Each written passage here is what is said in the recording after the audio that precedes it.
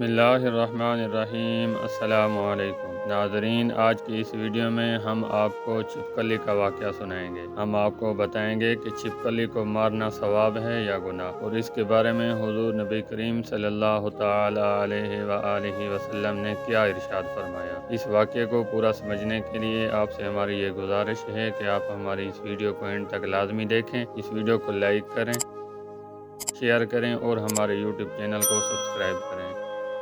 ناظرین، حالیہ دنوں میں جدید طب نے ان نتائج سے دریافت کیا ہے کہ اس جانور کی کھال سانپ کے زہر سے بھی زیادہ خطرناک۔ اس کا ایک قطرہ کھانے کے ساتھ غلطی سے کھانے پر پورے خاندان کو صاف کر سکتا ہے۔ لا علمی سے لوگ اس جانور کو بے ضرر سمجھتے ہیں۔ یہ دوسرے ناپسندیدہ کیڑے مکوڑے جیسے مچھر، کوکروچ اور دیگر کو کھانے میں بھی مدد دیتے ہیں، یہ جانے بغیر کہ یہ گھر اور ماحول کا سب سے خطرناک قاتل ہے۔ یہ رینگنے والا جانور 60 سیکنڈ کے اندر مار سکتا ہے اگر طبی طور پر علاج نہ کیا جائے۔ برائے کرم ہوشیار رہیں، آج اس جانور کا صفایا کریں اس سے پہلے کہ یہ خاندان کا صفایا کرے۔ ناظرین، اسے اپنے گھر سے مکمل طور پر ختم کرنے کے لیے لہسن میں نمک ملا کر اپنے کمرے کے مختلف کونوں میں رکھ دیں۔ آپ انہیں دوبارہ کبھی نہیں دیکھیں گے۔ آج زندگی بچائیں اور کل خوش رہیں۔ ناظرین، اس کے بارے میں حضور نبی کریم صلی اللہ تعالی علیہ وآلہ وسلم کا ارشاد ہے کہ جو شخص چھپکلی کو ایک چونٹ میں مارے گا اس کو 100 نیکیاں ملیں گی۔ جو شخص